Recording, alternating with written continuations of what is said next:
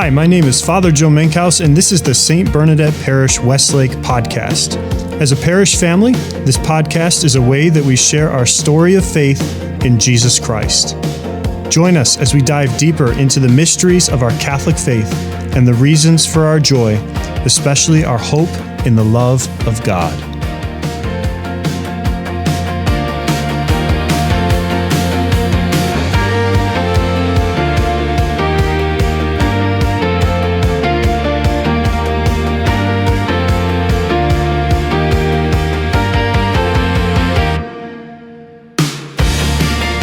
Hello, brothers and sisters of St. Bernadette. This is your parochial vicar, Father Joe Menkhaus, with another episode of the St. Bernadette Parish Westlake podcast. Once again, joined by a special guest co-host, Mrs. Maria Nicaise. Maria, how are we doing?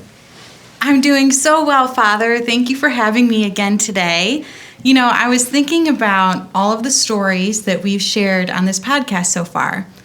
And they're just all like these beautiful hand-painted tiles that make up a beautiful mosaic of who we are of St. Bernadette. And today's story is just a gem amongst these tiles. So I'm so excited to be a part of this podcast today. I'm honored and grateful to welcome our guests. Awesome. Yes, so am I. You know, they've both had such an incredible impact on our school community, on our parish community, and it's going to be so good to hear their story today. And so we welcome to the podcast Miss Mary Sue Anders and Mrs. Georgianne Orbany. Ladies, welcome to the podcast. Thank you. We're very happy to be here. Oh, yes, we are. Thank you so much for the opportunity. We certainly treasure it very much. Absolutely. Well, every 2 years, many of our parishioners, I'm sure, are aware, right around March, around St. Patrick's Day, we celebrate together as a parish family a giant fundraiser for the St. Baldrick's Society. And their major role and project is to raise funds to help end childhood cancer.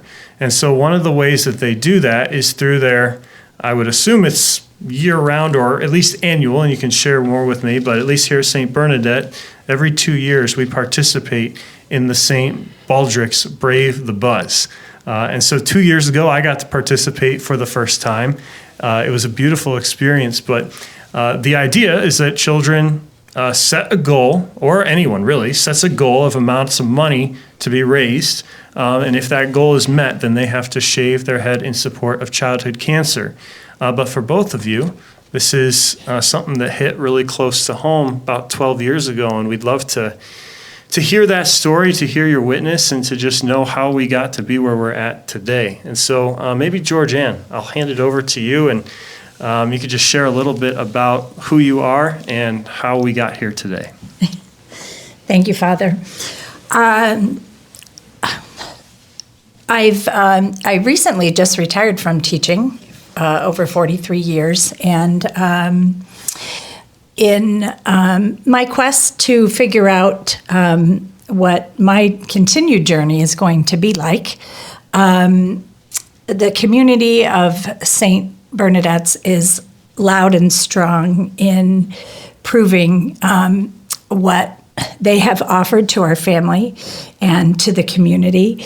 And it is something that in faith, hope, and love, I strongly believe in that as a part of the rest of my journey is something that I am wholeheartedly committed to through the life of our son, Michael. And as our story began with him in choosing St. Bernadette's for our community, but actually it was also a community for myself and Mary Sue as we went through grade school together. We went through high school together. Oh, I didn't know you went that far back. Oh, yes. The stories I could tell. Yes. We, and through high school as well, kept in touch throughout the years. And then it evolved that Michael became a kindergartner at St. Bernadette's. And a child that, like all children, full of life, excited to be a part of a community where he had so many opportunities to express himself, and had a great kindergarten year with Mrs. Healy, and all that was involved with the community. First grade came along with Mrs. Chinchar, who we were extremely, extremely blessed to have as a part of our family. And Michael enjoyed all aspects of school and friends, relationships, sports, anything was truly. Anything with his buddies. That's right, right. Anything with his buddies. And to this day, his friends continue to be there for him.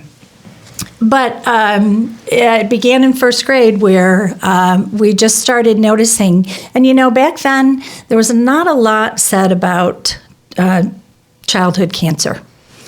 Can I ask, when was Michael born? Michael was born June 10th. Yep. What year? And 2004. yes. Okay. So I have a brother who would have been his age. Oh, wow. So putting that into perspective for me. Yes, that's right. And so, and all was good, even throughout that, throughout his baby years, his toddler years, all good, all healthy. And then as first grade came along, he was so excited, loved riding the bus, ready to go to school. And one day, Mrs. Chinchar had called me because he felt a little queasy and sick to his stomach, and he actually got sick in school. Okay, so he came home, and well, maybe it was the flu, a virus. We really didn't know, but stay home and we'll see what happens. And he was fine.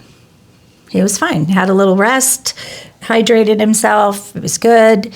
Went back to school the next day, the next couple days, we could even say a week, but then it happened again. And as Mrs. Chinchar even reminded me yesterday, she said it was always at 9 o'clock in the morning.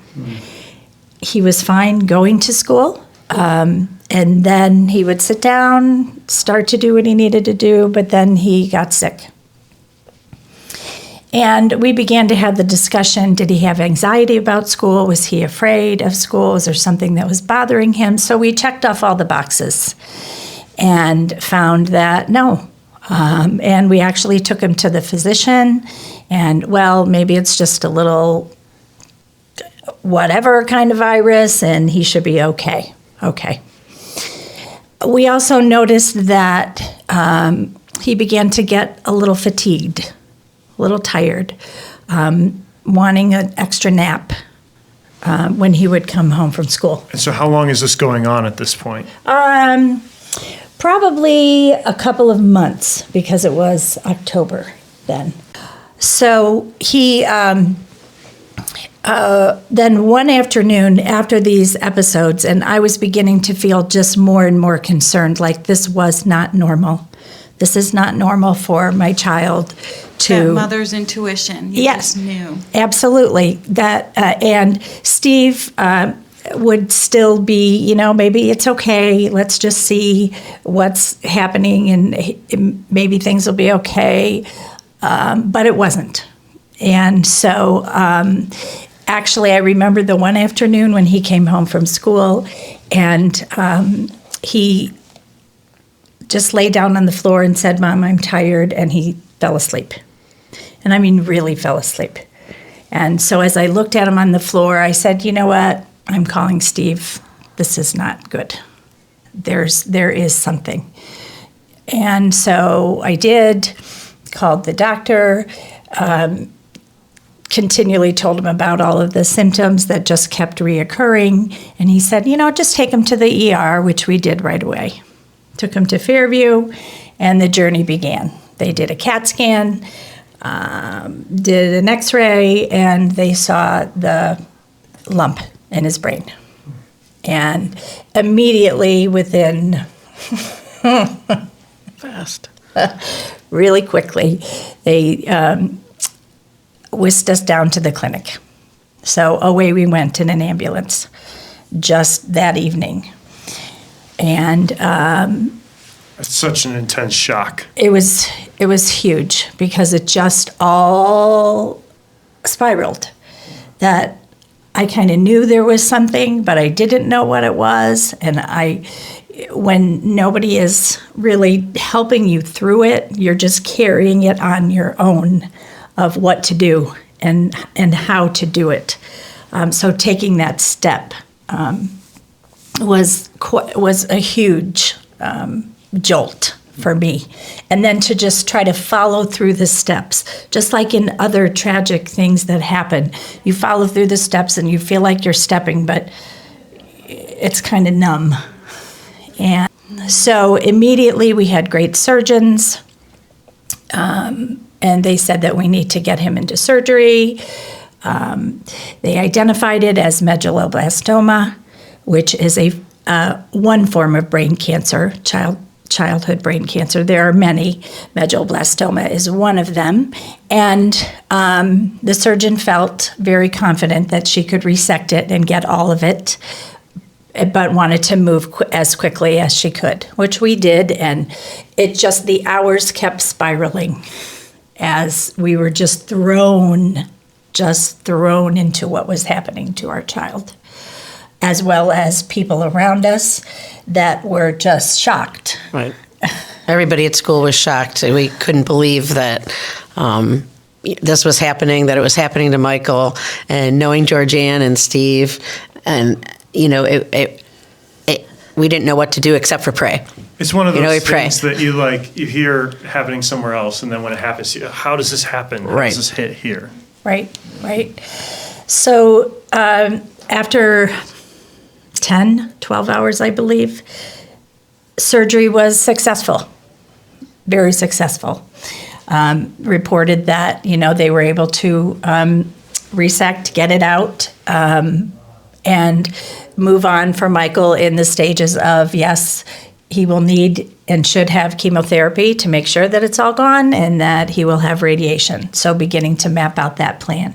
But in between that time, here comes Mary Sue, here comes Debbie, here comes family, Friends in ICU, parents, just the outpouring of not even knowing, amidst all of the shock that could happen to a child, not even knowing what was ahead, but they were right there.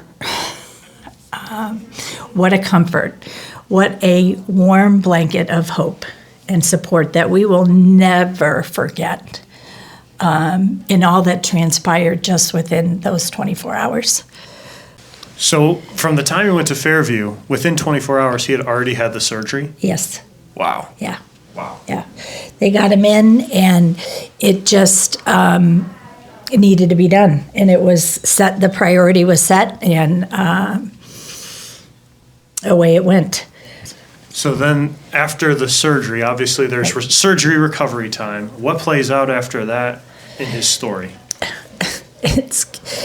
It's just Michael. It's truly Michael and I just shared with the first graders yesterday a picture of Michael as he was in his bed coming out of surgery, and he had all the gauze around his head, and we had his favorite stuffed animal in blankets, and he was laying there. And the surgeons had prepped us, the whole team, all these surgeons, prepping us of what could happen as he wakes up because of the brain surgery. He probably won't speak to you, Mrs. Orbany. He will probably have trouble moving.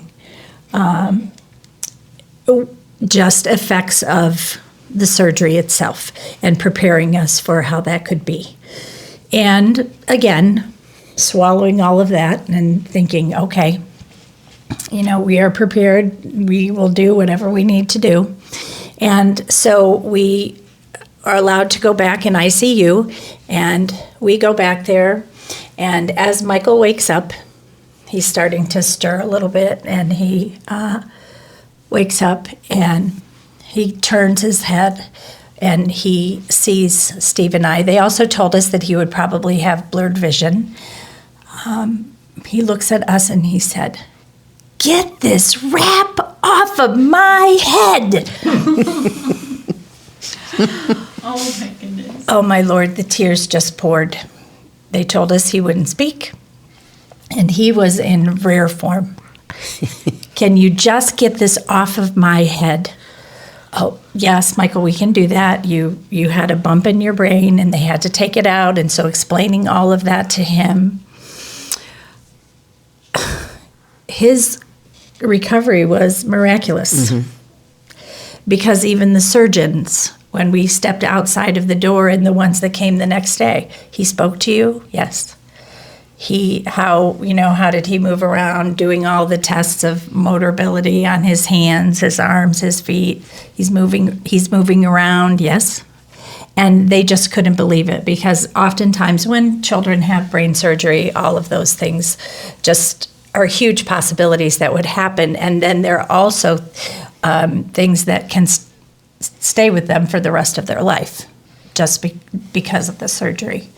But Michael, within a week's time, was Michael? Yes. That's amazing. Really a miracle.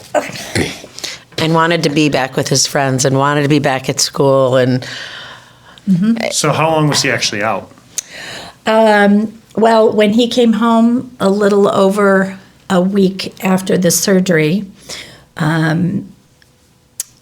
Miss Anders, Mrs. Chinchar came over, his friends, bringing schoolwork, bringing support, because he did not want to be at home. But, he needed that time to be at home and to recover, and stitches and all of that kind of thing. But then as he began his treatments, he could come to school. And he did. And that was throughout the rest of first grade.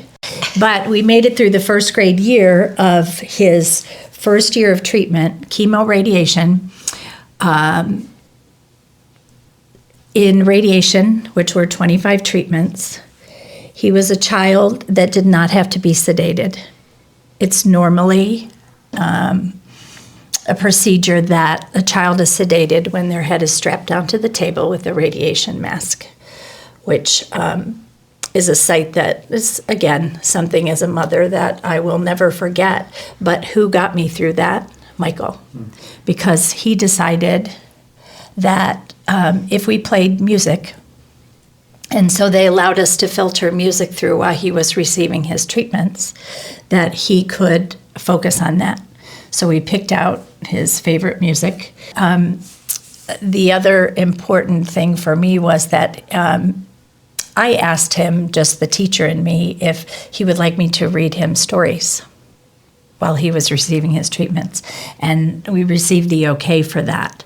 So we would oftentimes read children's books. We would also take the Bible that Mrs. Chinchar gave us, and we would read a story from there.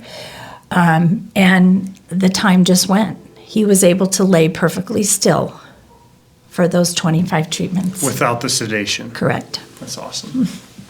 And because that affects them also. Yeah. So it was a huge, huge blessing as he got through those.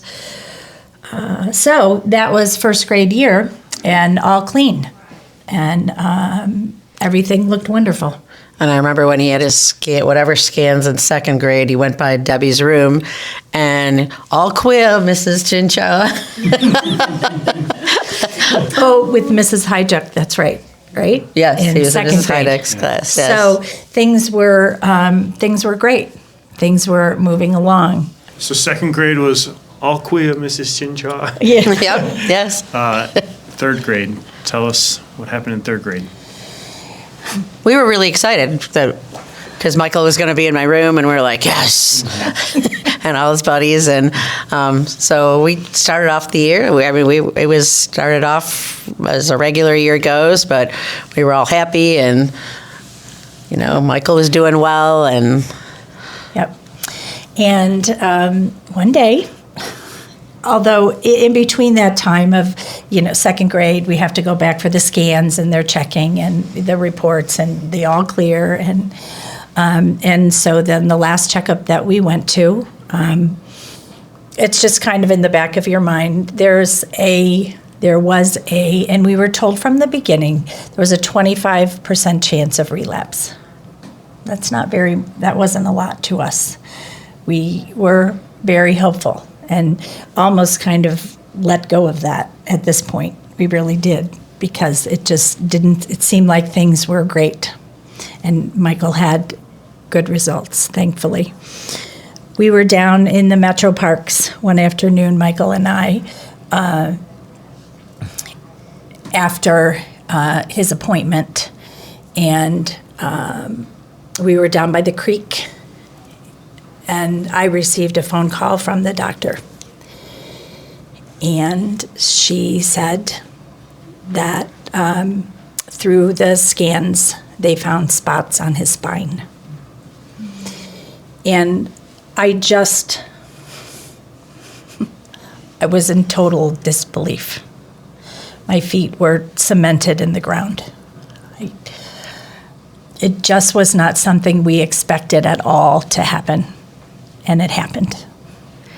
And again, the 25% chance, that was it. And it was not, it did not appear any highlights in his brain, just whatever little cranky cancer cells Stuck around and traveled in his spine. And so that was third grade. What was your faith like at this point, coming after the first diagnosis, going through all the treatment, he's in remission, here we are again? Like, do you remember where you were at that point with? I do, and I even remember too, again, which, don't forget to ask me, I guess, even when Michael passed away. But there were so many people here at St. Bernadette's that helped me keep my faith, because it was so easy. It would have been so easy for me. And yes, I was angry, and yes, I was sad. I was more sad at that point than angry. I hadn't reached an angry stage. I was sad. And so to be able to turn to people who would have prayer devotions for him, they were an important part of what I needed to feel God's presence and to feel Jesus's presence and being able to help me, because I needed to help my son. And he was an instrument of faith in every way. And I needed to look to him. So isn't that, I don't want to say that's peculiar, but It's very much like the Blessed Mother. I mean, she was looking to Jesus and his faith in his Father the whole time. It's very Christ-like. and these individuals here at St. Bernadette fostered that in him even before the cancer came along. And before all of this came along, they were the ones who fostered that within him. And so he was able to have that never ever give up spirit. He's probably one of the most faith-filled children I've ever met. I mean, I remember we got him the prayer book, a prayer for every day book, and he would read that like all the time. And just when we would have religion, when we would do different activities, like I remember at Lent we made crosses and we set the crosses down in front of them and we were saying prayers, and he just looked like he was praying with all his might, with his eyes closed and his fists clenched, and he was just so faith-filled that it like oozed out of him. And I think the other kids fed off of that too. And as bad as things were for him, he did not falter in his belief in God and Jesus, and Jesus being his friend and being there and helping him. The one, and I always post it on my social media,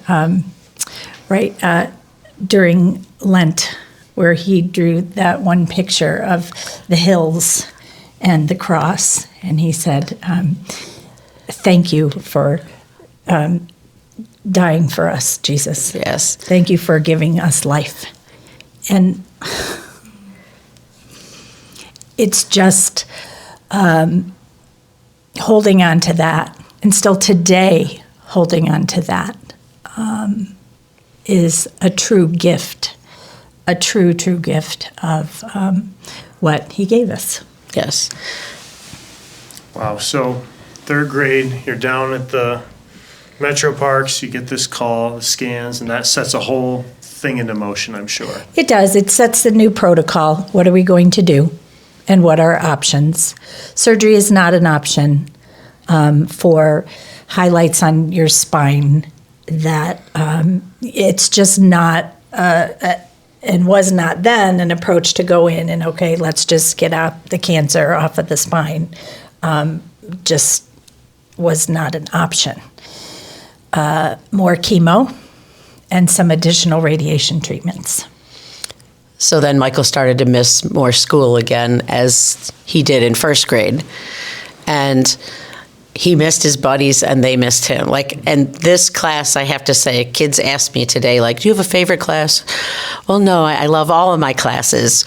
But there was one special class. And I said, and it's because they were such beautiful, loving, giving, selfless friends to him, and still are to this day.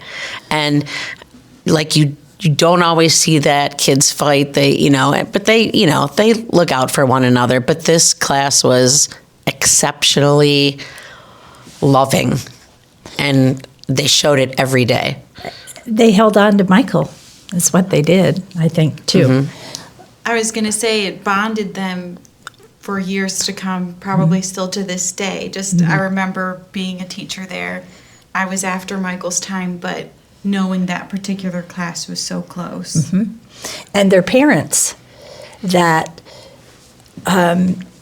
because they knew the closeness within all of them, they chose that our children, this is beyond important for our children to go through this journey and to see and to feel the love, no matter what's going on here with Michael. So they, when Miss Anders when we were starting to talk about how he could still be involved in the classroom, they started to do a lot of FaceTiming. Yes. Oh, and even pre-COVID. Right, even during Pre-COVID. religion class, singing some of the songs, and their hands were up in the air, and Michael's hands would be up in the air, singing different Whatever.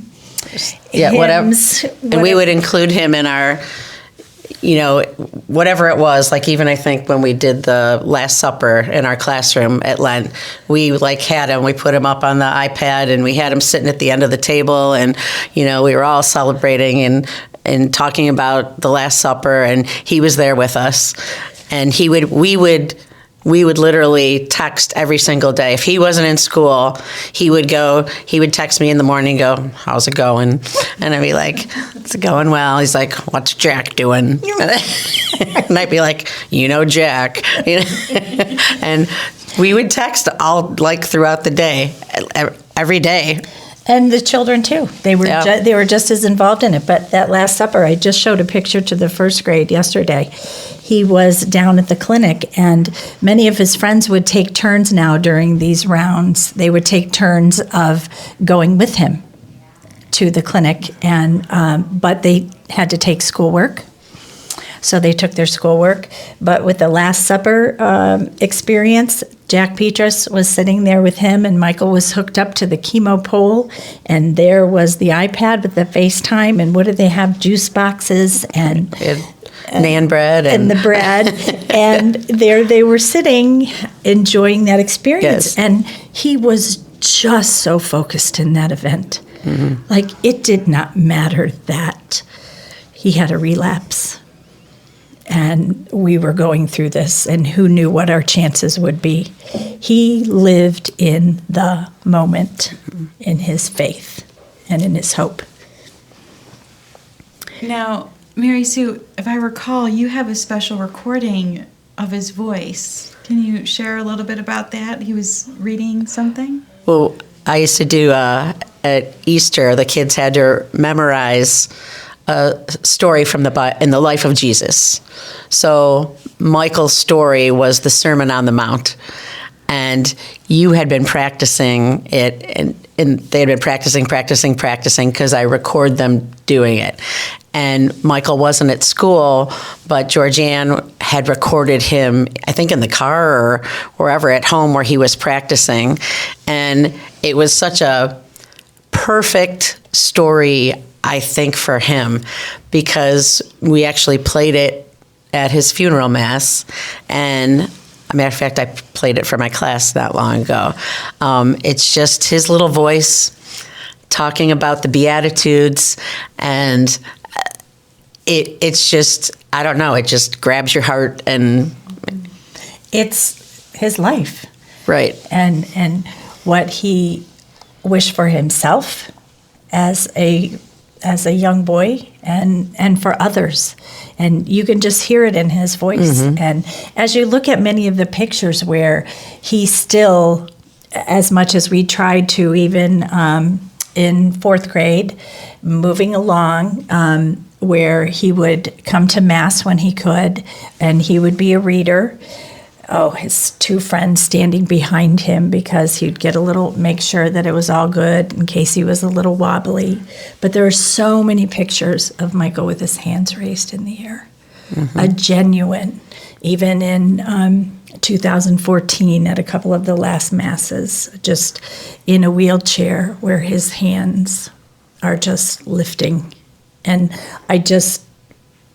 my heart just sometimes still wants to know what he was thinking, in his reverence of, no matter his trials, that he still lifted himself to the Lord.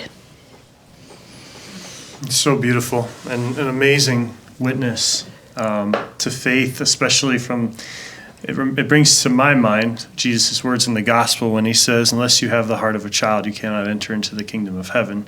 And that's not to become childish, but to become childlike. And what do children do when they want their mom and dad? They raise their hands. They reach up and say, pick me up, feed me, give me what I want. And it sounds to me like Michael really knew that he had that, obviously, in his earthly parents, but also his Father in heaven looking down on him. And so you had photos taken of Michael and your family.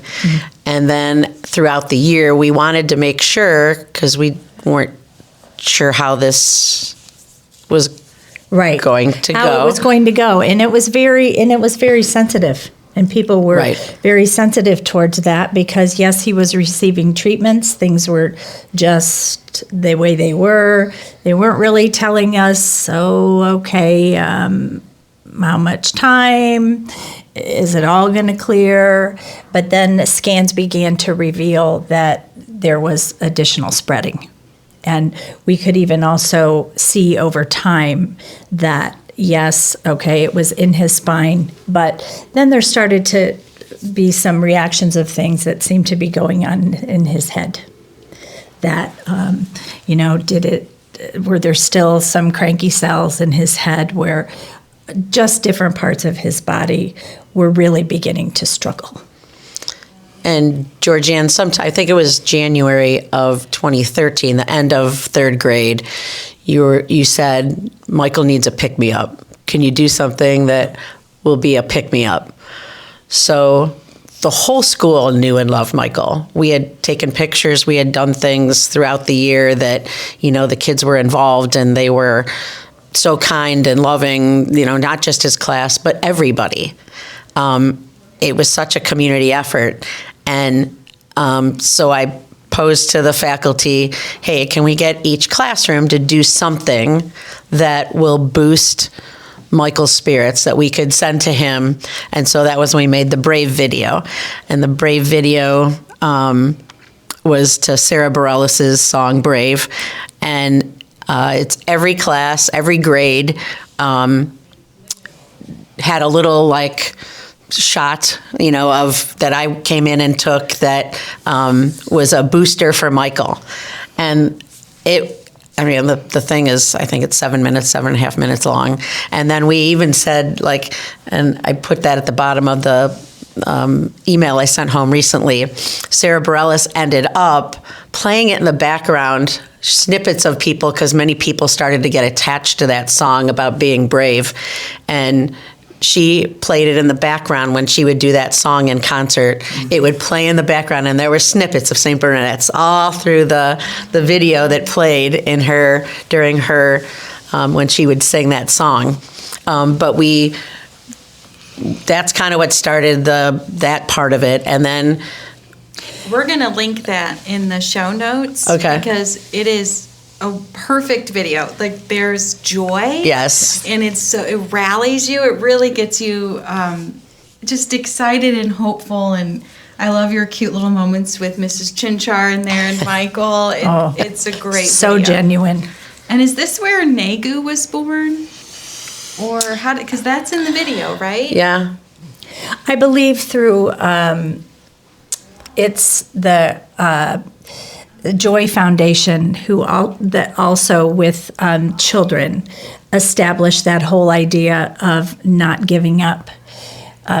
We brought it to this community, I feel. Right. Yes. Because it wasn't really anything that people had heard of, and just because of support and connections that I began to establish, and because we truly saw that in Michael, no matter what. No, he didn't want to lose his hair, but he went through it, and as he pulled it out one night and could feel that, and of course it made him sad, but he also knew that it was a part of hope for him to help him. So it was not a whole trying, sad time for him. We held close, but he became stronger through that, I guess. And besides St. Bernadette's, as Mary Sue shared that video, then other communities, St. Chris, Holy Trinity, St. Ed's, St. Ignatius. Look at this child, and who had been following the journey all along, also because of our older son Matthew, who attended St. Ed's. And so all of that support throughout all of this time kept getting stronger in different ways. So for those listening, NEGU is NEGU, which stands for Never Ever Give Up.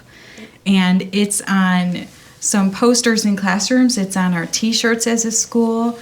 And I relate it to the children today when I'm speaking to them, that it is about anything in your life, and even when my son Matthew has spoken to the children, that in your relationships with your brothers and sisters and your homework and situations, no matter what they are, that it is within you, in your strength and your faith, to not give up no matter what the circumstances are, and that tomorrow's another day, and we will handle that in faith then. But we can't give up. And Michael Never gave up. No, never gave up. I shared with my class recently one of the probably, and it makes me cry every time I tell the story, but Michael asked his best buddies, Danny and Jack, to come over because he wanted to tell them something. Do you remember this?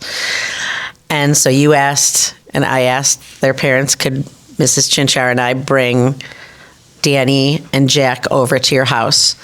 And we got there, and Michael wanted to share something with his friends. And I think this was a little later, but it goes along with his never, ever give up. But he wanted to tell Jack and Danny that he wouldn't be able to play with them the same way because he wasn't able to move as much anymore. He wasn't going to be able to run around as much. He wasn't saying he wasn't going to play. He wasn't saying that I can't do anything, but he was like, and we were all like, ended up hugging and crying because it was like, he's telling them, he goes, I just want to tell you, he goes, I can't play with you. like we always used to play. And they were like, that's okay. Like, we'll help you. We're still going to play with you. And, it was just like, oh, okay. The acceptance that that Right. child had for all of what his body was being put through, all of it, he would still come out on the bright side. And so then they would come over and sit with him or give him a handheld game, and they'd sit in the same chair with him or sit on top of him practically because it just was innate in them that they Took care of him and looked out for him. Exactly. And wanted him to be happy and feel normal. And That was a little bit further along. Yes, it was later. Later, closer to his death in those struggles. And when Mary Beth had him in class. This is 4th grade? Fifth. no, grade. fourth. Wait, fourth. Oh, fourth. Wait. But I don't think who this was still third grade Okay. when this happened because I brought Danny and Jack. Jack, I think it that's might have right. been later in the year. Okay. But it was after our first St. Baldrick's. So, Okay. So the first one happened when he was in 3rd grade. right. Correct. And no, fourth grade. Fourth It was grade. fourth grade. Sorry, my bad. That's No, okay. that was the Get my very dates. first one because that was the only one he attended. Right. That was the only one he attended He, before he died. attended in 2014, which would have been the end of fourth grade. Right.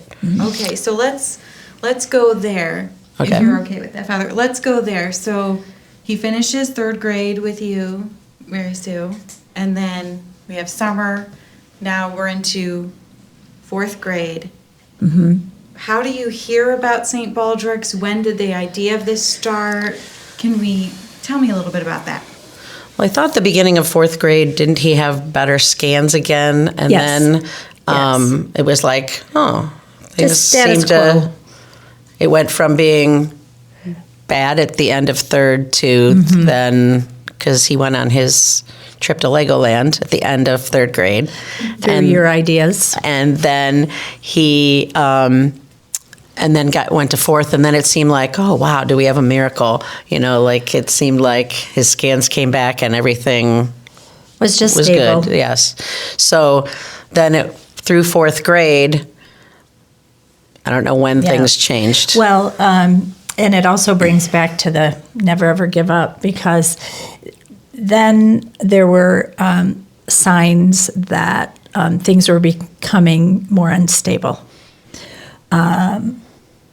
One morning he woke up, and again, as a mom, some of these memories that are in the timeline as your child is progressing through this that you will never forget as another family struggles.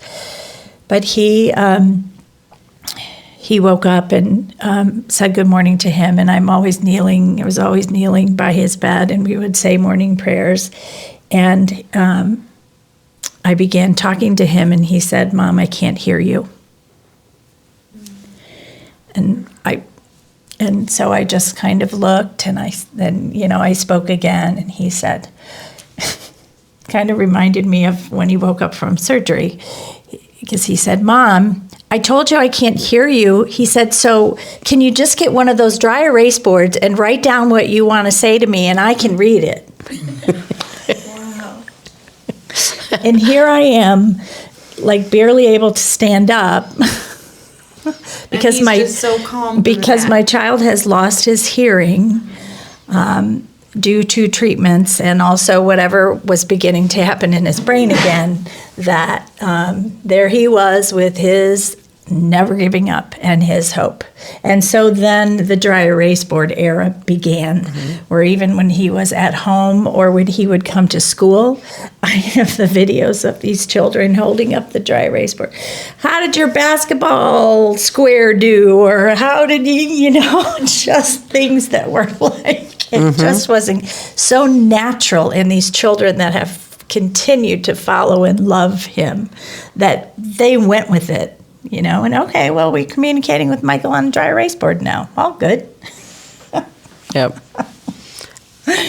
And I think as it moved into 2014, then that was when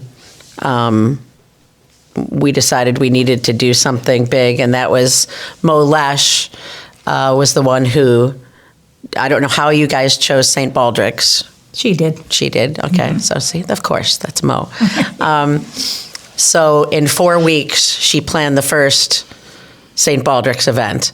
So St. Baldrick's Foundation is purely a research funding group. You know, they share information with St. Jude's. St. Jude's has a hospital. St. Baldrick's doesn't have a hospital, but St. Baldrick's funds doctors who do research to try to find the cures or find better medicine so that the children don't have some of the Side effects. Mm-hmm. Because Michael was treated throughout his whole time with adult drugs. And many children are. So that's just a huge, unfortunate. You're just playing the seesaw. So Mo organized it. I was the inside person. I was the treasurer, and because I was in school, I was able to, do all the inner workings of the school with the kids, getting things signed up and things like that. But we had a whole core of people, and in 4 weeks, Mo had that planned. And the first St. Baldrick's, we named ours Brave the Buzz. Bulldogs Brave the Buzz. So it's a really long name. St. Bernadette Bulldogs Brave the Buzz, yes. And can I just also insert for St. Baldrick's that they are totally volunteer driven. Wow. Which is huge across, Right. Now these events organization. are big. Like, yes, it's all day pretty much, right? So right. we want to talk about what Right. happens. Well, that one was, and because the support was from all parts of. Right. It was St. Ed's. It was, it was everybody at St. Bernadette's. It was people that came out of the woodwork, actually, and knowing that it was going on, and can I come to St. Bernadette's and support? Because they had heard the story. Right.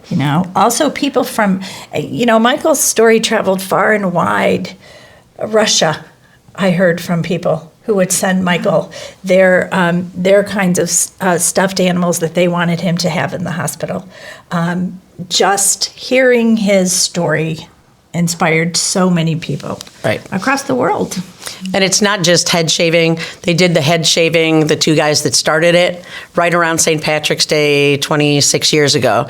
And they dared each other, and they were like corporate guys, and they raised a bunch of money because they were going to shave their heads. And that's, obviously no St. Baldrick exists, but they called it Baldrick. So, but it doesn't have to be a head shaving event, but they just did it because people who have cancer and go through treatments lose their hair. So in order to be empathetic and one with people who lose their hair, that's why the head shaving starts.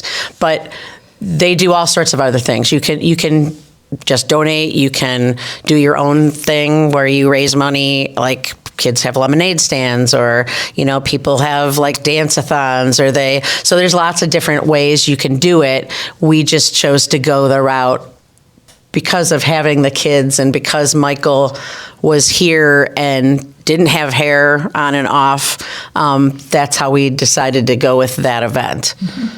And it's been extremely successful since day one. Right? And different facets every time it happens. I mean, this one in 2014, that was full blown, and the St. Ed's basketball team coming in, challenging St. Ignatius, and just certain ones that were going to shave their heads, and then all of a sudden the other ones that were inspired to shave their heads, but they weren't planning on shaving their heads, and just... Yeah. It was wild. And we did one the next year. Michael passed on May 1st of 2014. And the following year, in 2015, we had, on May 1st, we had the second Brave the Buzz event. But Michael wasn't with us at that one. So it was a more somber, I think. because we were doing it in his honor and in memory of him instead of him being there. And being just a year's time, we were all still Right. but it was something that we wanted to do. Then we waited a few years before we had the next one. And then we've had it every 2 years. So we had it in 2018 and we've had it every 2 years ever since. It's amazing. I got to participate in it in 2023. I think it was my first year in the parish, or second year in the parish, something like that. No, 2024. Yes. Yep, 24. And it was a beautiful experience. Like you said, Georgianne, to be in solidarity, and as you said, Mary Sue, to be in empathy with our, brothers and sisters, both children, but also many adults who go through this and experience just the many effects far beyond losing your hair that cancer throws at you. So I know we have many listeners in the parish, especially in our church community, who may have at one point been connected to the school through their own children and through Michael's story. Some who have come to the parish in the over 10 years since Michael has gone on to his eternal reward, who might not have ever heard this story, who are, I'm sure, being touched by it now as they listen. And so I'm curious if you could share with us how they can get involved at this point. Because we've got Brave the Buzz coming up on March 16th. Correct. At 10 a.m. in the school, correct? 9 a.m. 9 a.m. 9 a.m. Okay, 9 a.m. March 16th. How can our parishioners get involved? Before, and I'll just take 30 seconds before Mary Sue talks about that, I'd like to let the community know the value of it, because in a huge fundraising event like this, and we've raised incredible amounts of money each year, and so where does that go, and how does that work? And the personalization of now, it's called Michael's Hero Fund. There's General St. Baldrick's that you can always donate in memory of, or in other children who also have their stories. But the coordinator then, after the event is over, reaches out to us as in funding a research grant. And it's incredibly touching to us that we can choose what type of doctor, where this is going to be, and where do we want it to go. For us, it's medulloblastoma. And so they highlight for us the different opportunities. And then we can choose. And we get the reports of what they have done and what is the progress. The first year it was Dr. Zhang at the university in Alabama who used the herpes virus to examine the cells of the herpes virus that does not, in the brain, that does not affect the healthy cells, but it attacks the cancer cells. And then the next year, we also had from Chapel Hill in examining different medications, different treatments. One particular targeted area, CB78E, that they do the research on and see how that particular drug responds to the medulloblastoma. And we even get thank you cards from the doctors and the people that are conducting the research and telling us what they have done so far and thanking us, which means thanking the community. So it's very personalized. Very personalized. And it's something that I always like people to know and understand, because it is what I think we all want. And Mary Sue promised that to Michael. Tell us about that. So we would, keep going, keep fighting. He never ever gave up. We're not going to give up either. So that's why we push so hard, and kids think, she keeps bugging me about shaving my head. But it's such a community thing. And when, people don't get it until you're in the gym that day. When you're in the gym that day, you get it. Like, there's no way, like, you look at all these kids, you know, whether they're getting their head shaved or you ask for other opportunities. The girls, because we do always have a girl shave her head, if not more than one. This year, Ruby still is getting her head shaved again. She did it in first grade. Now she's in fifth grade. She's going to do it again. So we do always have girls. Yeah. But because the girls don't always get the opportunity, you know, their hair doesn't grow back as fast as the boys. We have braiding. So we have a bunch of moms that will braid hair. So if you donate $10 or more, your little girl gets, or your daughter gets, their hair braided. And we have kids, and that's the cool thing, like as the years have gone on, we have families, the Kelly family, the girls make bracelets, and they sell the bracelets, and all the proceeds go to St. Baldrick's. Or we have the Segura family and Patton families. They make hair scrunchies for the girls, and they've made earrings, and all of that goes to, all the proceeds go. So we've found other ways to include the girls and include other people. And we even had this year, one of the third grade boys used his 3D printer, and he went down to Mayhall Lanes last weekend, and Ivan and his brother, and they sold some of the 3D art that he made and are raising money for St. Baldrick's. And some of the girls are sketching out, you probably don't even know this, they're sketching out like coloring pages for the younger kids to color. Not for money, but just, they said they wanted them to be aware, little kids to be aware and be more involved, and they can color the pages. So there's a lot of different ways that people are getting involved. But as far as the parish goes, hopefully we have some additional shavees and that want to shave. I want to just say really quick, this event is so joyful. It's like a huge party in that pack. And it's a big family event. We have our parents coming, right? Mm-hmm. They come to cheer on their kids who are shaving, braiding, donating.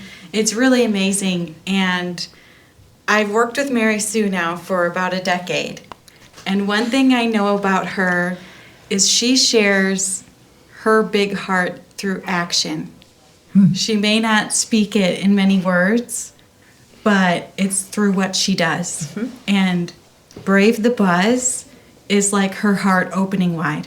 Her love for Michael, yes. Her love for the Orbanys, her love for St. Bernadette. I just wanted to say that. Thank you. I do love St. Bernadette. But the whole community is our hope, and right. They continue to be. And I will feel that for the rest of my days, I believe, through all the children, even if they did not even know him, children that are learning his story now. It's important for their awareness, because they're our hope, and then the hope is for the research, continued research, which is, again, hope for our children, and that's hope for a cure. And I've told the whole student body, like, we do this, in honor of Michael, but it could be anybody, any one of them in our community. Your teachers love you. We would do anything to help you. Your classmates, this school community, this parish community, we take care of each other, and you want them to understand that they're a part of that. And if they did their part and they do their part, and they do, it makes you feel good. It gives you warm fuzzies inside to know that you're helping other people. But it's just leading them to that spot. And as his legacy continues, I've shared with the children, have you seen that bench? Oh, I didn't know. Who is that in the library? Oh, that's Michael. The stained glass that was donated through parishioners. Michael's friends who continue to have his Superman cart down at the Cleveland Clinic. And every year we stock the Superman cart so that it travels around and children who are battling can pick from the cart. There's a book nook at the Ronald McDonald House So all extensions of how people still feel that Negu spirit. It's really, really beautiful. And, well, first I want to say thank you to both of you for your bravery in sharing this amazing story. It's almost as if I could feel Michael's presence with us as you shared it. And I've seen the little clips of him and the pictures of him with his hands in the air, and just the spirit that you described brings that to life in such a beautiful way for me. As Mary Sue was describing, there are obviously a variety of ways to support the event. You can certainly show up that morning to be there. You can give there. I just did a quick Google search on my computer on the side here, and if you just search St. Bernadette Brave the Buzz, it's the first thing that pops up on Google. So it's very easy to find the website and the opportunity to give. And there's also, it's not just like, okay, I'm going to give X dollars amount, but because there are folks who sign up to either have their head shaved or their braids or any of that other stuff, you can support individual people who have chosen to participate this year. And I don't think I've told anyone this, but I am going to shave this year. It's a special year for me in particular because I just lost my grandma to lung cancer less than 3 weeks ago. So I'm going to dedicate it in her honor. But it is a real honor to be able to continue to share Michael's legacy with so many in our community, in our church, in our parish, and in our world. And so once again, to our listeners, if you are interested in donating to the cause, either just in a general sense or to individuals who are shaving, you can do that by just simply Googling St. Bernadette Brave the Buzz, and we will also make sure that it is in the bulletin in the coming weeks, the link to do that. We'll also make sure it's on our social medias. And if you have any other issues, you could just call or text me or email or anything, and we'll make sure we get you to the right place. So, any last words, ladies? Thank you. Thank you. Well, You know, I love to talk. Yeah. Thank you for your witness. Thank you so much for your generosity, for continuing to share Michael's story, to share your own story, and for never, ever giving up. And so why don't we do what we always do and hand this podcast over to Our Lady as we pray. Hail Mary, full of grace, the Lord is with thee. Blessed art thou among women, and blessed is the fruit of thy womb, Jesus. Holy Mary, Mother of God, pray for us sinners, now and at the hour of our death. Amen. And Georgianne, Mary Sue, Maria, and all of our listeners, may Almighty God bless you, the Father, the Son, and the Holy Spirit. Amen. The Sermon on the Mount. Some of the Jewish religious leaders were frightened of the power that Jesus had. They did not want to listen to the way he preached about God and banned him from the synagogue. So Jesus taught the crowds of people who followed him out in an open countryside. One day when there was a huge large gathering, Jesus went up onto a mountainside and sat down where everyone could see him. There he began to teach the people all about God and how best to live their lives. The crowd listened eagerly to everything Jesus had to say. He spoke wisely and explained things well. He told the people that God made us to know, love, and serve him in this world, so that we could be happy forever with him in heaven. He also shared the 8 Beatitudes with the people who were listening. To be happy, we must be poor in the spirit. We must be meek. We must be sorry for our sins. We must be holy. We must be merciful. We must be pure. We must be peaceful and willing to suffer for God. Jesus said, "Be glad and happy, because a great reward is kept for you in heaven." Bye.